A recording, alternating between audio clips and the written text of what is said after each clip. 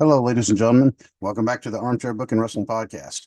I'm your host. My name is Stunning Steve Barber. And as you can see or hear, I'm actually running solo again this week. Unfortunately, Delicious Dwaylen is still in his hiatus. The end of it is still to be determined. We don't know.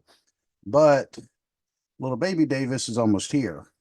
So it might be a little bit. So obviously, we're going to leave Dwaylen to kind of focus on that because, believe me, for those who have kids, you know, it takes a lot of your time and attention, and he's also going to be using some time to find as much sleep as what he can because sleep, as he knows it, is about to just not exist. It's about to completely disappear. But Dwaylen already knows this. He already has kids, so he already knows all that.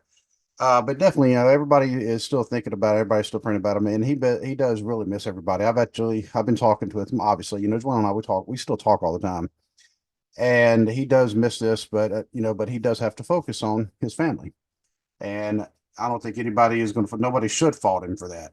That's the thing. I mean, family does come first. That's what we always said about this. We're like, this is just a podcast. Family has to come first. Period. And so. But obviously, everybody, is giving their best wishes and thoughts and prayers to Dwaylen and his family, especially when the new baby's here, because new baby is almost here, and I actually know the date. So, and that's all I'm going to say about that. But um, this week, or actually, I don't know if I want to call it a week, because it feels like anymore. I'm just kind of recording shows at random and just putting them out whenever. That is definitely not my intent. Um, the last time I did put out a show was, let's see, I believe it was 9 days ago. And I actually put it out on a Sunday, which is also very unlike me. Um, but right now, because I'm recording this on a Wednesday, the last time I recorded was on the 10th. So it's been 10 days since I actually put out a show. And I apologize for that. There are reasons. And I will get into a few of those reasons. And just been just extremely busy here lately. I have been recording every day or every weekday anyway on my non-wrestling podcast, the Cubicle Chat. That has taken up some of my time. I've also been doing a project with the original co-host of Armchair Booking, Kyle. He and I are working on a project together, so I've been devoting a lot of time to that. Spend as much time with my family as I can. My son's been very involved with Boy Scouts. I've been trying to help out with him doing that. Also doing stuff with my church. I actually wrote a song for my church. Maybe one day I'll play it on here. Um, Now it's a Christian song. So if somebody does not like Christian music, I mean, I'll just let you know. I mean, that's what it is. And it's not a way of necessarily endorsing any kind of religion on here because that was one of the things that Dwayne and I talked about a few years before the podcast is even a thing was we were not going to have political and we were not going to have religious discussions on the show. This is not really an exception to that. It's just a song that I wrote. And so, and that's really what it comes down to. It's not necessarily endorsement of anything, but I've never hidden the fact that yes, I am a Christian, and I don't feel the need to hide that. We just don't talk about the show because it's not that kind of show. There are other shows like that, and I don't mind having this kind of discussion. It's just I do know there's a time and a place, so I'll just leave that at that. But one of the reasons why we have not had a show, and it's not because I wasn't going to have a show. In fact, I do believe that I even mentioned the last time I recorded that Rescue Randy, who everybody knows has been on the show before. He's been a guest. He's been a guest on the show, and he's been a guest co-host on the show. But he and I we were going to discuss the fan fest that happened in Chillicothe, Ohio on the 9th of March. He and I both were there. We both worked at the show and worked at the fan fest, and then we got to watch the wrestling part for free because that was part of us actually helping out. But we did have a lot of positive experiences. We got to meet quite a few wrestlers, and we really couldn't move. But a lot of the wrestlers, they were just kind of rotating. They were going around and greeting each other, and so by proxy, we actually got to meet quite a few people. A lot of them, this was my fifth Fan Fest that I've been to. So a lot of them I'd actually already met. And, so for me, it was still cool, but Randy had never met a lot of the wrestlers. So it was even more excited for him. And I would say while we were there, we got there and we found out who we were going to be working with. I actually was assigned, if you want to call it that, to Ernest Cat Miller and Kerry Morton. Both of them, by the way, really cool guys. Kerry Morton's, and it's kind of funny because, I mean, there's such a difference in their careers. Kerry Morton is really just starting out. He's only 22 years old, and he looks like he's going to be good. Like, he's going to be real good. And of course, Ernest Miller is at the tail end of his career. He's had his times, and he's still a pretty big name, obviously. He was really cool to hang out with. He's funny. I mean, dude he is absolutely hilarious. I really enjoyed talking to both of them. I even got a selfie, with both of them. I also got a picture of Ernest Miller and Wildcat Chris Harris. I just won Cat and the Wildcat. And Chris Harris, I mean, I do consider him a friend. He's on my Facebook, and we actually do talk periodically. But Chris Harris has been doing a lot of appearances lately. He's been doing a lot of wrestling lately, too. In fact, at the wrestling part of the show up in Chillicothe, at the very end of the show, the main event was Rob Van Dam and Matt Riddle, also known as RVD, and just, well, Riddle. It was a pretty good match, and what did you expect from those two? And then all of a sudden, America's Most Wanted, their music hits, and this, of course, Wildcat Chris Harris and James Storm, and they hit the ring and they basically interfere, but they attack both of them, so it turned into an impromptu tag match. But Wildcat and James Storm, I mean, they still got it. I mean, Wildcat, he just turned 50. I think James Storm is right about the same age, but I mean, they still look in great shape. I know Wildcat, he had some down years for a little bit, but I mean, he looks phenomenal now. Yeah, if you haven't seen him, I mean, you should really go check him out. He looks just absolutely fantastic. But some of the other wrestling was good. Some, I mean, you can't expect every match to be perfect. But I will say one part that was kind of funny. Mr. USA Tony Atlas was there. He was involved in a battle royal. The winner of the battle royal was going to be the winner of, I cannot remember the name of the belt because they had a few titles, but the winner ended up being Kerry Morton. As funny as his dad, of course, is one half of the Rock and Roll Express, Ricky Morton, and he and Robert Gibson were also there. I could have some stories to tell about that, but I won't. Randy knows what I'm talking about. In fact, some other people who are texting, they already know what I'm talking about as well. But they also won the tag titles that were there. So I got to see the Rock and Roll Express actually win a match and win the tag titles for the company. And I got to see Kerry Morton win a title in this battle royal. Okay. The funny part about the battle royal, and I mentioned Tony Atlas. Tony Atlas was actually, he went through the ropes. He did not go over the top rope. And Randy and I were watching, and we're like, what's cool? What's he doing? And look, and he's just talking to people ringside, and all of a sudden he's taking selfies, and he just walks off. And he's meeting people, he's talking to people, as he's walking out. And I'm like, he was never thrown out of the match. And Randy noticed the same thing. Like, he was never actually thrown out. And so somebody needs to bring that up. But Tony Atlas, he was actually at the table next to where we're at as well. So just picture this. I was at the table with Kerry Morton and Ernest Miller. Well, on the table beside Kerry Morton was Rock and Roll Express, which makes sense because it was, his dad is half the Rock and Roll Express. And the table on the other side of Ernest Miller, it was Tommy Wildfire Rich and Mr. USA Tony Atlas. And so surrounded by a lot of big names, and then kind of across from us. And this was funny because Ernest Miller, he's like pointing out, he's like, hey, who was this? Hey, who was that? And he pointed, hey, he's like, hey, who's that little short black guy over there? I'm like, oh, I said, oh, that's Coco Beware. He's like, what? I'm gonna go say hi to him. And he did. He went over there and he spoke to him. Then later on, Coco actually came over and was talking to Ernest Miller. And I actually got a picture of that. And then Ernest Miller, he said, "Hey, who's that guy over there right beside Coco?" And he had already come back and sat down. But then all of a sudden there was somebody. He's like, "Who is that?" I was like, "Oh, that's Steve Lombardi, Brooklyn Brawler."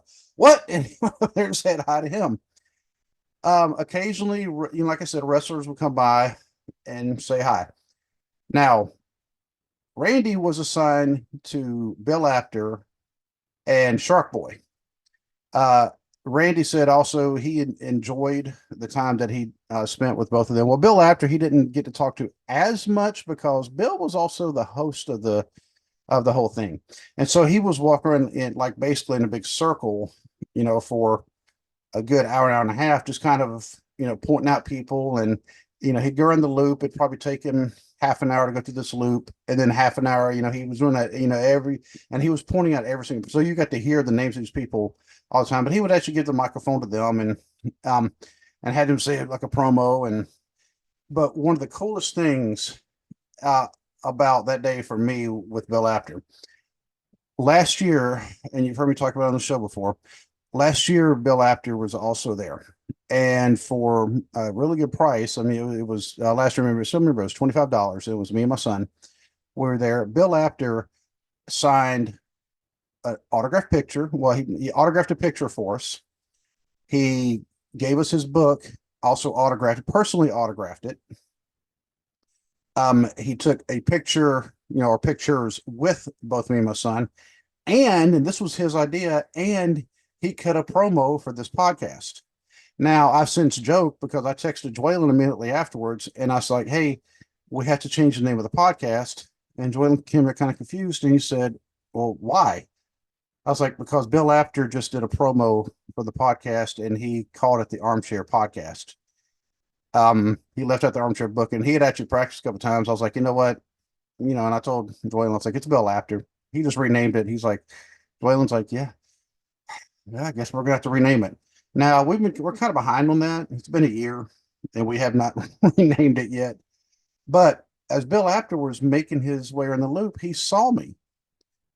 And as soon as he saw me, I'm watching him and I'm like, man, that's Bill Apter. I remember, what a great dude he was the year before. He saw me and recognized me and came over to me and said, "Hey, how's it going? You were here last year." And he remembered me. And I was like, "Oh wow, just holy crap." I'm like, Bill Apter remembered me. I mean, this man meets thousands of people every year, thousands of wrestling fans every year, and he literally knows like thousands of wrestlers and more people. But he's one of the case amongst the wrestling world. Bill Apter is so famous. It's the case of more people know him than people he actually knows. Just because, I mean, he was part of the Aftermags. I mean, he has magazines that have an informal name attached to him. And later on, of course, like I said, he was actually uh, at the table Randy was working with. And Randy said, Bill Apter, he said, and Shark Boy, he said they were such a joy to hang around with. And then Randy got to do something, and I meant to get video of this, and I totally, totally forgot. Um, Bill Apter was also there inducting people into like a Ohio Wrestling Hall of Fame, and then some of the women, it's like the Ladies Wrestling Hall of Fame. And well, Bill, had his stuff. Randy was actually holding his stuff, and he had Randy bring it to him, while he was in the ring.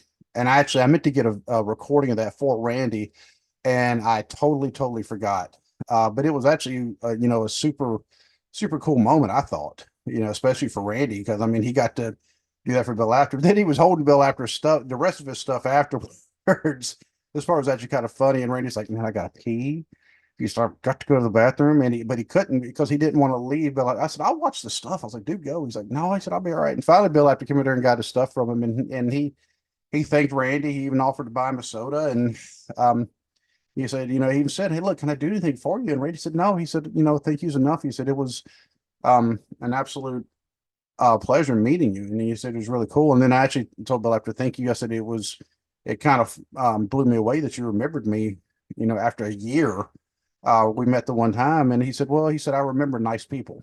Uh, and so, once again, I got a compliment from Bill Apter, and he said, "Yeah, you remember me because because he had done the promo." I mean, and so that's what I'm saying. How you treat people can pay you off in dividends. But and then I'll just leave the rest of it at that. I mean, because there was some negative experiences, and that's one of the things that Randy and I decided, you know what, it's going to be hard to avoid talking about the negative. So that's why we were not going to do a podcast devoted just to that, because unfortunately, Randy and I, we did experience some negative that it for the entire day was more positive, but the negative was still pretty prevalent. And we both had to hold our tongues and hold because we didn't want um well, it could have gotten ugly, but but we, still tried to make the best of everything that was there, and so I'm pretty sure we will both do it again, as far as the helping out. But there will be some things we're going to have to bring up to some people. We have not yet, just have not seen the people we need to talk to. But I'm pretty sure, no, with the title of the show, because I'm talking about WWE and blurred lines. Um, I'm pretty sure, not everybody wanted to hear the stories about the fan fest. So I'm going ahead and I'm going to mention the rest of what I came on to talk about. Now, before I get started, I just want to go ahead and give the contact and listening info for the show. If you want to email the show about anything, really anything at all, it's armchairbookingpodcast@gmail.com. You can find the show on all social medias, on Facebook, on Instagram, on Twitter. On Twitter, it's at Booking Armchair. Just going to let you know that now. It's also on TikTok. I've not put anything on TikTok in well over a year. I don't update it very often. The Instagram, I don't update as often either. Probably update it more than the TikTok. But with Instagram, of course, it's pictures. And I guess I could put some pictures from this latest Fan Fest. But with TikTok, of course, it's videos. And I would like to get some videos like from the events that I go to. And I was going to do that a couple times, but the problem is every place I've been, they've always had some really, really loud background music. And so it is hard trying to get the videos when I'm hearing the music in the background. And not only that, but I, it's kind of odd. I don't want to get a copyright strike on me. I don't want to get flagged for a copyright violation because there's a classic rock song playing in the background of just a video I'm just trying to take with me and somebody. We're not even trying to focus on the music, but unfortunately it's there. It's a good way to get a copyright strike. So, um, but if you would be so kind, if you are listening, because this podcast is both audio and video, and on the audio platforms, if you are using an audio platform that allows you to give a review as well as a rating, give the show a 5-star rating, and actually give it a review as well, and I will read the review on the air. If you are on a platform that does not allow the actual review, but you still give a rating, you still give it a 5-star rating, but then do a screenshot of that and email the review, or private message me if we're already friends and we're already friends on social media. You can also send it to me through private message, but as long as you send me a screenshot of the 5-star review, or the 5-star rating, I should say. Now, if for some reason you've actually done the review and I have not read it, please let me know, because there's a possibility that I have not seen it. I don't always get notified. I found this out also the hard way, especially those coming from any country besides America. Because I know, give you an example, like BC Hunter from Wrestling with the Truth, Wrestling with the 80s, he gave me a review. I'll say me, he gave the show a review well over a year ago. I saw the review. He told me he did it. I saw the review on a website that focuses on ratings, like rest podcast ratings in the UK, in which obviously this podcast is worldwide. I happened to see the rating there, and I saw the review there. I still have not had it pop up on the American version of Apple Podcasts yet, but I do know it's there because I did see it, and BC told me he did it. But he said, because BC is actually in Canada, and if you listen to the show, I don't know if you actually know that. Um, And but he said that he's had the same thing happen where people have from America, it's gone the opposite way. People from America have commented or made they gave a review, a rating and review on his show, and he won't see it for months. I mean, it's been over a year and I still haven't seen it. I still have not gotten a notification for it, even though I know he did it because I have seen it on another website, a website coming from the UK. And so I don't know how all that works. I do know though that if you give it a show a 5-star rating, it actually helps with the algorithm, helps to get it noticed by other people. And obviously, the show is also on YouTube. If you're watching on YouTube, you already know that my subscriber count is growing and not as fast as what I'd like. My daughter's YouTube channel actually has like 1.2K subscribers now. So now she can technically get monetized, even though most of her videos are already hit with copyright strikes. So she's probably not going to be making any money anytime soon. In fact, she actually told me they sent her a notice and said, "Hey, you can be monetized. However," and then there's some reason why they're not monetizing her yet. But if you could hit the like, share, and subscribe, let people know about the podcast. If you enjoy it, let me know. Just give me feedback. I mean, that's one of the things I ask, give me, you can still give Dwaylen feedback as well, and he'll forward it on to me. And because, I mean, we have got notifications about ratings and reviews before, and it actually, the notification actually went to both of us. So I have it set up to where it also sends to Dwaylen's email. So if you need to let us know about anything, I mean, just let either one of us know.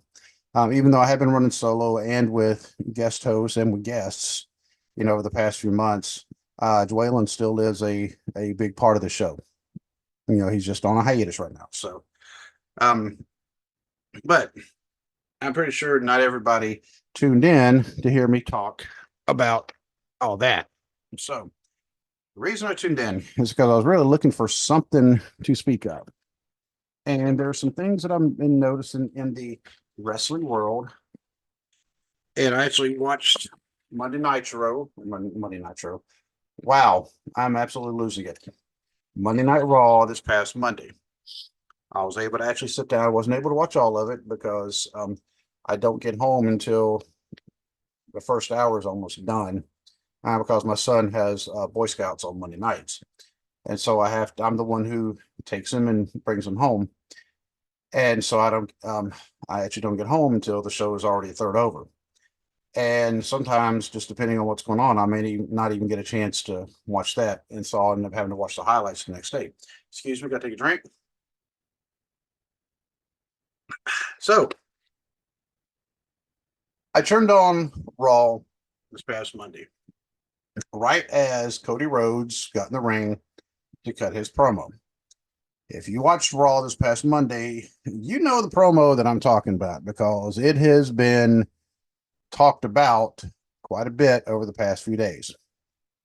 Because Cody, I mean, he went at The Rock. Because The Rock has been getting on social media as well and throwing some shade at Cody. And they've been talking about family because The Rock said Cody was a mistake. That's why there's such an age gap between him and his siblings. He's been saying some other things about Cody. He said something about, of course, about Cody's mom. Well, Cody came on here and kind of did a classy thing. He said, "I know your mom, Rock. She's a nice lady." And he wouldn't go down that road. He's not going to say anything about it. But he did say some things about The Rock himself, The Rock's relationship with Roman Reigns and some of the other things. And he was kind of blurring the lines. And that's the reason why I was titling this what I am about, blurring the lines between kayfabe and reality. What's a shoot, what's a work, or what's a work, what's a shoot, if I want to do in that order. But him mentioning The Rock being a heel, and then him mentioning some other heels. And then what he was mentioning, I'm not going to repeat the names that he called The Rock because it's a family-friendly show. I'm trying to keep it family-friendly. But if you watch the episode, you do know what I'm talking about. And I texted Dwaylen right after one of the kind of harshest insults. And I said, Cody just said this about The Rock. I said, and they didn't even bleep it out. I was very, very shocked. Um, and I'm also a little shocked that they've been letting this fly. But that also brings me to another point. Um, with Cody and The Rock, throwing the insults each other's way. I'm starting to wonder, okay, are they crossing some lines like for real? Because it wouldn't be the first time it's happened where somebody in a promo brought up something that the other person uh, became legitimately upset about. I give an example was, Paige bringing up or making some kind of remarks about Charlotte Flair's younger brother who had passed away. And, Paige, Soraya Knight, I'm quite sure she was instructed to do this, but it was still crossing some lines. In fact, Ric Flair, because it was also Ric Flair's son, he was extremely livid about this because they never talked to them, but they brought up something that was a very sensitive subject, like for real. I've seen it happen when they brought up substance abuse issues with the wrestlers. It's like, why are you bringing it in? Same thing with Matt Hardy and Edge and Lita. It was a real life situation where Lita left Matt Hardy for Edge. Like she was having an affair with Edge, and Edge had just gotten married and she was having an affair with him. And they decided to bring it into the storylines.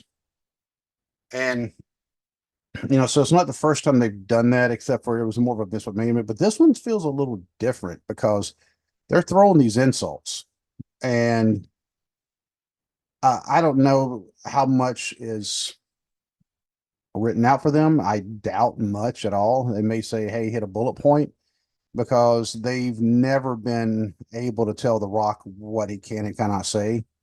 Because even The Rock, when he'd make his biannual appearances in the past, he was actually talking about things they had specifically said don't talk about, or he was bringing attention to something that WWE did not want him to bring attention to. And this something in one case may be a minor thing, but one of the shows, either Raw or SmackDown, this was some years ago. This was pre-COVID. There were some guys in the front row of the show who were dressed up like they were Hulk Hogan, like they were Randy Savage, like there were a couple of them, but those are the two that stood out were Hogan and Savage.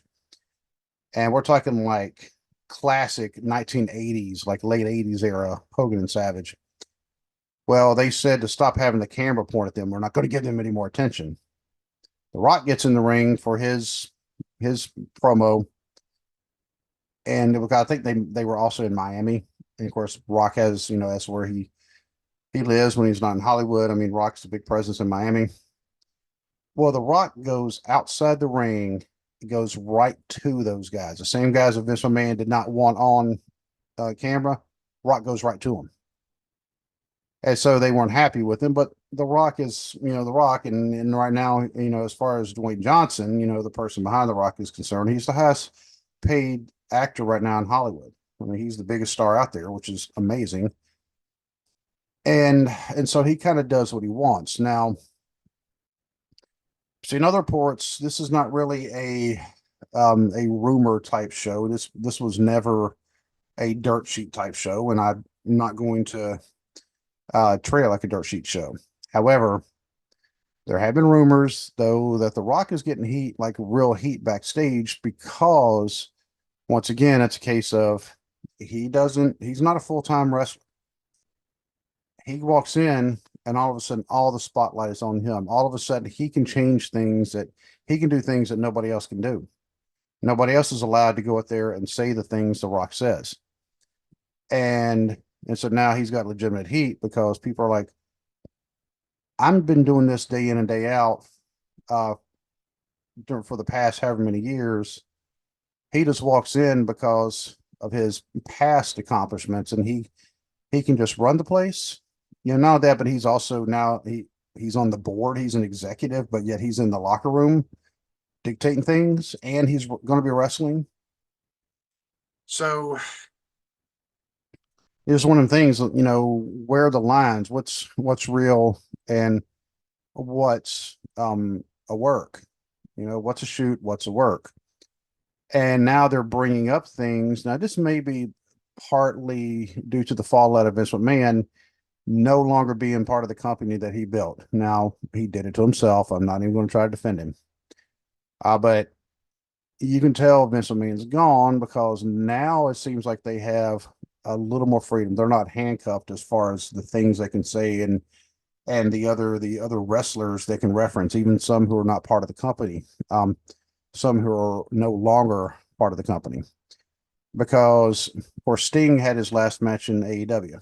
My friend Ted Hill, Hillbilly Hill, Ted actually went and he watched it live. He's got some good videos posted on his YouTube page. Definitely go check that out. And just check out Ted's show to begin with. He's starting to go video only. He just announced it the other day on his audio podcast that he's going to be laying off the audio for a while because he's just going to focus on the video.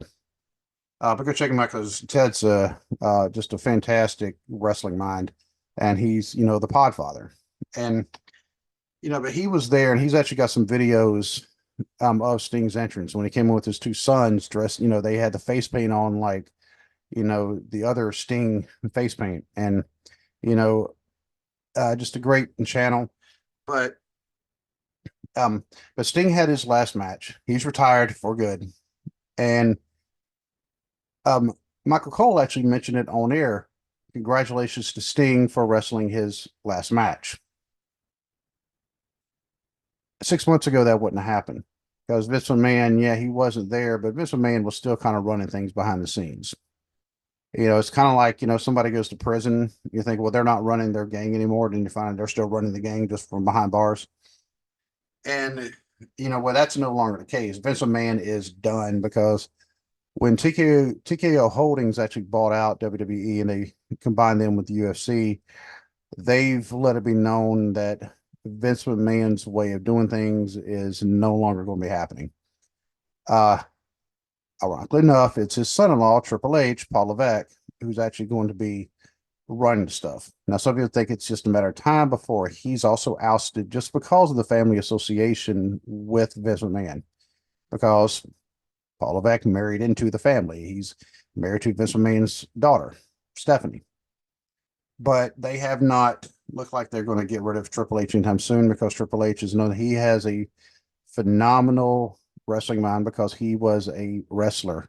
He just immersed himself in the wrestling business about how to actually wrestle, the moves, the psychology, the promos, and then the storylines, and then a lot of the goings on, and he gets what can work, what won't work.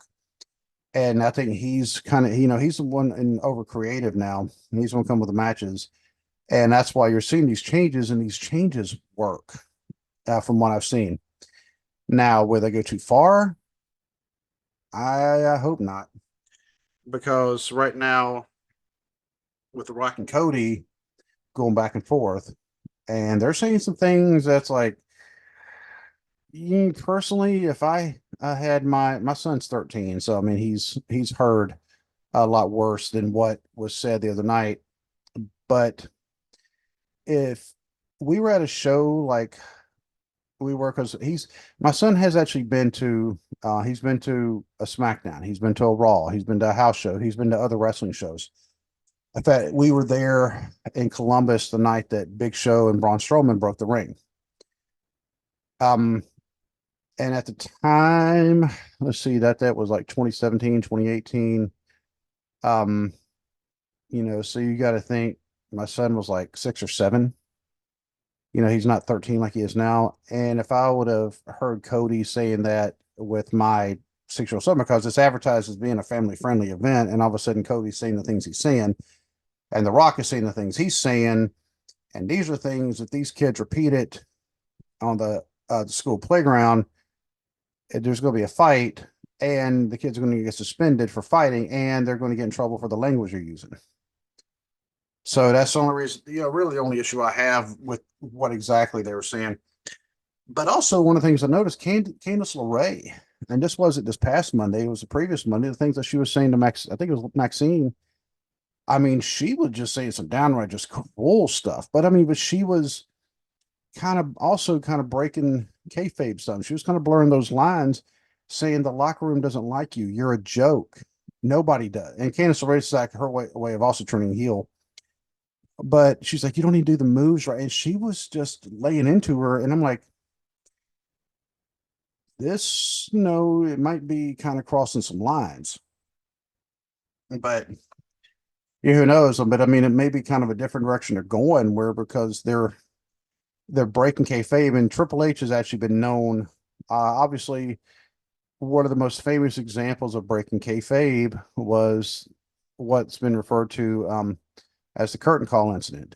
It happened, of course, in early 1996, Madison Square Garden cage match when Triple H, Shawn Michaels, Scott Hall, and Kevin Nash all celebrated together because Kevin Nash and Scott Hall, it was their last match in WWE before they left to go to WCW. Well, it was at least Kevin Nash's last match. It wasn't Scott Hall's yet, but he got suspended not long after this. Well, Triple H, because he was involved, because it was good guys and bad guys all hugging in the ring. Well, Triple H was one he caught the most punishment. But he, he's always, or it seems to me anyways, my opinion, it seems like he's not been one to necessarily keep kayfabe because we're in an era where people know what's up. Okay. Even when I have wrestlers on the show being interviewed, I still respect their, and to me, it's not really a matter of kayfabe is what it is, privacy. Like I told when we had Star Rider on, Star Rider, of course, is a master wrestler out of the Northern Wrestling Federation who also wrestles in Ohio Valley Wrestling. He's done spot shows for like the bigger companies like WWE. And when he was on the show, I told him, when we were not recording, but I told him, I was like, hey, when I tag you on Facebook, I'm going to tag your the wrestling page, not your personal page, because I actually know Star Riders. I mean, I'm actually friends with Star Rider on Facebook, like the person within the mask. And I'm not going to say what his name is because I'm going to respect his privacy. So same thing. I mean, I do respect their privacy on here. I don't talk about personal stuff. In that case, I mean, he wears a mask, so I'm not going to out him and say, oh, he's actually this person here. By the way, Star Rider, he actually is a pretty cool dude. Even though he's a bad guy now, but he's still, personally, he's a pretty cool dude. Um, and I'm glad to see, him doing well. He had to kind of turn bad just because he's done he's once again, he's another one. He's done like everything there is to do in the NWF. And so the only thing left for him to do was turn bad and do it all over again because it just kind of adds to it. But I can see though with what Triple H is doing, the breaking the kayfabe, because the fans are a lot smarter now than what they used to be. And what I mean by that, when saying that somebody is a smart fan, they're smartened up, it means they know what's going on. They know it's a work. They know it's predetermined. It's not fake. That's just an insult to say it's fake because everybody's, too many people getting hurt, too many people getting killed. But, Triple H actually pays attention to what the fans are saying. And he's saying, okay, this is what you want. We're going to do what we can to give it to you. Vince McMahon, BKM, was always notorious for, I'll tell the fans what they want. I'll show them what they want to see. And the fans were responding in kind by stopping watching the show. And they were stopping going to the shows. And some of them were actually deleting they were getting rid of their subscription to WWE networks. WWE started losing money, but Vince was still being stubborn. And so right now it's a different feeling on the show. Because like I said, that was the first thing I turned on, and I had turned on a little bit the previous week, and I saw when Candice LeRae was doing her bit on Maxine, but they also last night they had Chad Gable and Sami Zayn. Now, I don't think they have issues in real life with each other, but the things that Chad Gable was saying, by the way, these promos have gotten so much better. because Chad Gable's promo that he was telling Sami Zayn, he said, "You can't beat Gunther." He said, "You're not ready to face Gunther." He said, "You may have beaten me, but you're not ready to face Gunther because," and he said this, and this is Chad Gable's way of putting over a match at WrestleMania that he's not even involved in because he's putting over a wrestler, that of course he's gone against. Chad Gable, I mean, is an actual very accomplished amateur wrestler. But like what he was saying was Gunther can win in so many different ways. He said, you lucked into beating me. He said, you're not going to have that same opportunity against Gunther. And because, you think that you have, and he said, you're not going to be able to wrestle the same style and beat. So basically, he's making Sami Zayn the underdog the way he was speaking to him. He's like, you're not going to be able to beat him because he is that good. And so it adds more tension and adds more of a reason that people say, well, okay, I know Sami Zayn's underdog. Can he do it? And so it draws more interest to the match. And I appreciate that. I mean, I like the way they're doing that promo instead of saying things like suffer and succotash. And by the way, instead of pouring dog food on somebody, instead of doing a lot of just the goofy stuff that VKM was notorious for doing, where everybody's like, what is this all about? Where uh, the emphasis, the focus anymore is now on wrestling.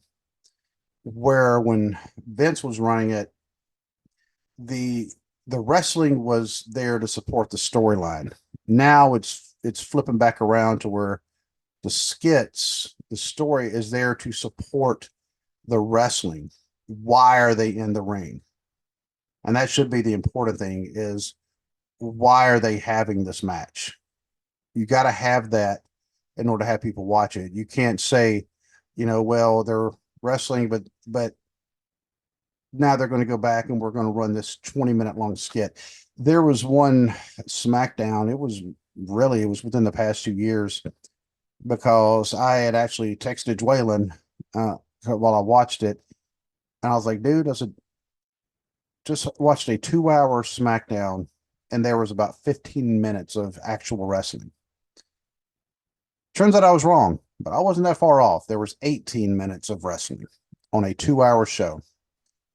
Most of it was skits, it was promos, it was vignettes. There was not a lot of wrestling. If I was the people who paid to watch that live, I would be pretty hot. And the ratings are reflected it because people were talking about that. It's like, are they actually going to have wrestling on a wrestling show? Where Vince McMahon did not like wrestling, apparently, because he even said, we make movies. Now the focus is back on the wrestling because the name of the biggest card of the year here in about a week and a half, actually about 2.5 weeks, is WrestleMania. And so we're geared up towards that. Hopefully, we're going to have a show, a preview of WrestleMania. Obviously, that's always a big thing to do, but I'll cover that more as it comes time. Now, I will say the other night also on Monday night, if anybody doesn't like R-Truth, you're just wrong because R-Truth, that dude,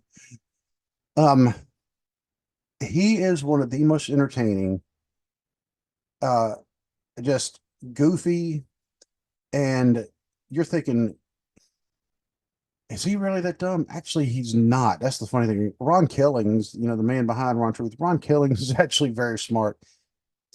He also knows he's 51 years old, maybe 52, and he looks in phenomenal shape, but he's not going to be doing any world title runs, not anytime soon. It doesn't matter though. He's already had his time with the world title. Ron Killings, R-Truth is a former NWA world champion. In fact, if I ever get a chance to meet him, hopefully I have. If you're on YouTube, you see the belt that I'm pointing to right there on top of my thumb. That one right there, I want him to actually sign it because that's the belt he held, and he put his signature alongside the other 4 that are on there. And but just to watch him, some of the things that he says, you're like, is he just losing his mind? No, he's having fun.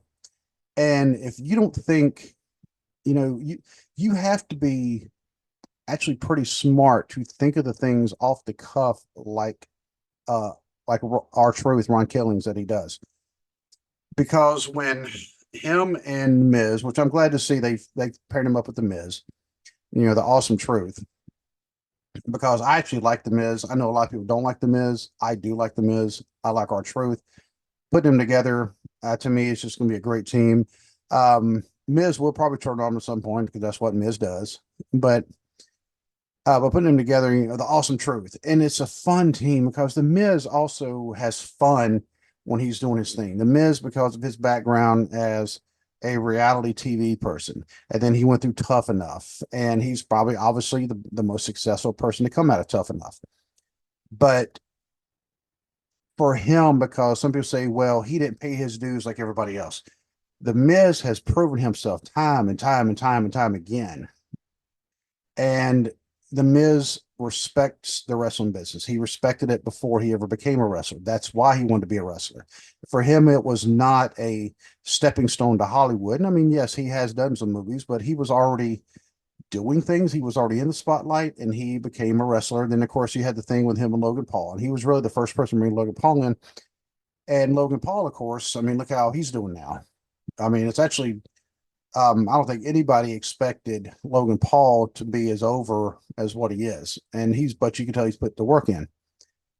But the other night, when it was going to be the Miz and R-Truth, Awesome Truth, against Indus Sher, the tag team, the Indian tag team managed by Jinder Mahal. Jinder Mahal is another one. I actually like Jinder Mahal. I mean, I think uh, it was poor timing when they put the world title on him. I get why they did it, because they were trying to really promote, hey, we're going to be in India, and so they gave it to guys. Say, hey, he's Indian. Technically, yes, he is. He was not born in India. He was actually born in Canada, but his parents were Punjabi. So yes, I mean, he has Indian heritage, and he actually speaks 3 different languages at least that we know of, maybe 4, because he lived in part of Canada where they speak a lot of French, and so he might actually speak French, because it said, I read the article, he speaks English, Hindi, and Punjabi, and he might actually speak French as well, at least. So don't be surprised. But when R-Truth and Miz were backstage, and you saw Indus Sher walk past them, and Jinder Mahal said something to them, and R-Truth says, man, those 2 guys are huge. He said, I feel sorry for whoever has to face them. And they're looking at him. He said, man, that guy's just hairy. And I wonder how hard it is for them to not just lose it and just start laughing anytime R-Truth says something like that. Because, I mean, it's coming right off the top of his head. That's why R-Truth is a national treasure. And he's having fun. And really, I mean, you can't knock him in. He's having fun, and he's still a good wrestler, and he gives good matches. And yes, they won. It was a fluke win, but now they're part of this whole 8-man scramble, something match, something at WrestleMania for the tag titles or whatever's going on. I don't even know anymore with all the matches at WrestleMania. It seems that they also change about every week. Hopefully that'll be solidified, a week from today, by at least, because it's only a couple weeks away for the actual big event of the year. Now, one of the things I will say this about WWE, the way they've been changing things, because this might be a negative thing about Triple H, about Paul Levesque. I see things that are reminiscent of the Attitude Era, because when 1996, 97, all that hit, WCW all of a sudden started shooting up in ratings. WWF at the time, they went kind of full tilt a little bit, and that's when they started loosening up the restrictions, and that's when they started targeting I'll just say the frat boy audience. And it was not just the use of language like what Cody did the other night, but it was also a lot of other innuendos. Well, I'm seeing those things being repeated. And my advice to them, yes, this is a way of armchair booking something, is if you're trying to reboot the Attitude Era, don't do it. because for some reason you think that the Attitude Era is what beat WCW.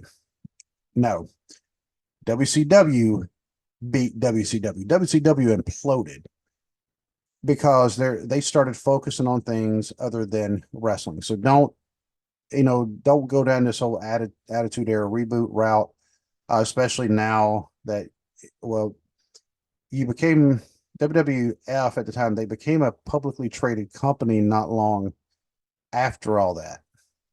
When you're a publicly traded company, you have to watch your P's and Q's quite a bit. You have to watch how you act and the things that you do. And if you do something that's going to be bringing some kind of negative publicity to the company, probably shouldn't do it. And saying the things that Cody said about The Rock on Monday night and the things that The Rock has been saying are not something that I would want. If my son was still like 6 years old, I wouldn't want him watching or hearing it. Which basically means I'm getting old, because when I was a teenager, I'd have been like, "Oh yeah, let's go for it." But then again, during the Attitude Era, I actually didn't care for the Attitude Era, and I was part of the demographic that they were going for. I mean, I was in my early 20s, and I was not a fan of it. I thought it was unnecessary. I'm like, okay, why are we watching this? And unfortunately, though, hope the women's wrestling stays how it's going, because the women's roster is strong. It's not like it was back then, and they actually have brutal, brutal matches. The match between Becky Lynch and Nia Jax, the last woman standing match, I mean, was just nasty. And it kind of got the point across. Personally, I probably would put Nia Jax over Becky to kind of give more of a storyline for Becky going into WrestleMania to face Rhea Ripley, because it's not like Nia was going to win the title shot back. It was just she was going to beat Becky, who, congratulations to Becky Lynch, by the way. She just became an American citizen. And so because they referred to her as an Irish American. And, well, guess what? She is an American citizen now. I don't know if she retained her citizenship with Ireland or not, but if she did, hey, cool. If she didn't, hey, cool. But congratulations to her. I mean, that's actually kind of a big deal. Now, and speaking of women's wrestling, and I'm actually going to shift gears a little bit, I want to talk about AEW just for a little bit, because, to be honest with you, I have not been keeping up with AEW all that much lately. Obviously, everybody knows about Sting retiring. I already covered it. Go to Ted's channel, check out the videos. He did an awesome job, because Ted's just awesome like that. And here lately, the company AEW, All Elite Wrestling, and Tony Khan, of course, the owner, have been signing a lot of big name wrestlers here lately. The last three that I'll mention that they've signed: Will Ospreay, Kazuchika Okada, and Mercedes Moné. Mercedes Moné, you may know her better as Sasha Banks from WWE. They have signed some big names. Now, hopefully they're doing it because they're trying to rebuild the audience. Because over the past year or so, with the exception of the pay-per-view they had in London, which apparently they're planning on heading back to London again this year for the same pay-per-view, that one in Wembley Stadium sold out. I mean, they sold out Wembley Stadium. They actually had more people there than what WWF did in 1992 with SummerSlam. But they sold that one out. But besides that, their attendance rate have been abysmal at times. I had seen all the pictures being posted on Twitter, and a lot of people are just AEW haters. I'm not one. Mike Dwindle and I have always said we are wrestling fans. Yes, we do tend to gravitate towards one company over another. We do watch more WWE than AEW, but we still like AEW. We still like TNA. We still like Ring of Honor. Of course, Ring of Honor is actually part of AEW now. We like New Japan. Congratulations, by the way, to our friend. Love to have him on the show. We've been missing each other, but Lord Crew, he's actually going to be heading over to Japan here soon. He's going to be there for about a month doing I think it's for actually All Japan, and huge opportunity for him. And if you've never seen Lord Crew wrestle, I mean, you've really got to go check him out. Just look up Lord, Lord, Crew, Crewe, and you'll see what I'm talking about. Dude is just great in the ring, and I have the pleasure of also calling him a friend. Outside, he's at personal page on Facebook. So I mean, so he and I follow. I his personal Facebook, so not just his wrestling Facebook, because he's such a stand up dude, and I'd love to have him on the show. And he's actually talked about coming on. It's just a matter of getting him now when he's got a chance. Another one trying to get on the show was Jack Vaughn, the veteran Jack Vaughn. He's actually talked about coming on the show. His schedule is wild. We're not even going to get into, he and I actually talked in person, and he's like, dude, he said, I'd love to come on your show. He said, but this is what I got going on. And now he's like, yeah, he said, I don't have, he said, he said, I like doing podcasts, and I know he does because I've actually heard him on other ones. He said, but right now, I mean, he just does not have any free time. And I get that, but like I said, though, about AEW and their signings, I'm glad to see it because I was actually at a Monday night show that they had in Cincinnati back in the fall. And I could tell you that they had everybody shoved on one side of the arena and the other side was empty. Later on, as the night went on, some people were actually moving over there, handfuls here and there, because one side, of course, was empty, but the other side was pretty packed. And if you're like me, and I didn't move, I was there with my wife and my son. But if you're like me, I don't like crowds. I'm not scared of crowds. They just annoy me. And so I would much rather be somewhere because, I did get on TV, which was actually kind of cool, but that's not my thing. So, I mean, I actually thought about going over their side, but I was not going to take my family and say, hey, you stay here or you can come over there with me, because, they may have gone in there with me. I don't know. But speaking of Lord Crew, he actually wrestled on one of their matches for Rampage, because they did the 2 hour Dynamite taping, and then I mean, it was live, and then they had a little bit of an intermission, and then they taped Rampage that they put on Fridays. And Crew was actually in the first match in that, or maybe the second match. I think the first match was Jade Cargill was her very last match in AEW. I actually got to witness that live in person. It's kind of cool. But getting all these big names now, hopefully they get the big names and they do something with them, because I've mentioned it before. Are AEW making the same mistakes WCW did before they went under? I hope not. I mean, I really, really hope that AEW can keep going, because it's one of the things. It is nice to have more than one choice when it comes to that, because when WCW was bought out by WWF, it was about a year before they became WWE. When they bought them out, the overall wrestling industry actually kind of suffered, because you only had one place we could go to watch. I mean, obviously, there were still indie companies, and I would highly recommend everybody should have some kind of indie wrestling thing near them. If you don't, well, start one. But go check out an indie show, because 90% of the wrestlers that you see on TV started at an indie company. Okay, they didn't all go to NXT to start. So, and there's very few that did that.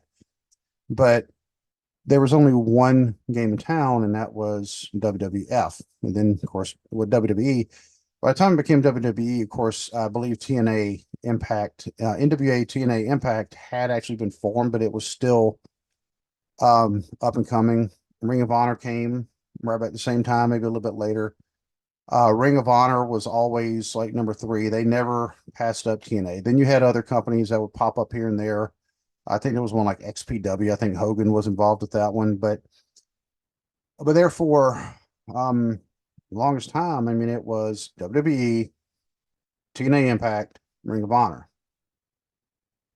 Then, of course, AEW was formed, and AEW jumped directly straight to number two. They jumped over Ring of Honor and TNA. And then TNA had actually gone to call themselves just Impact Wrestling.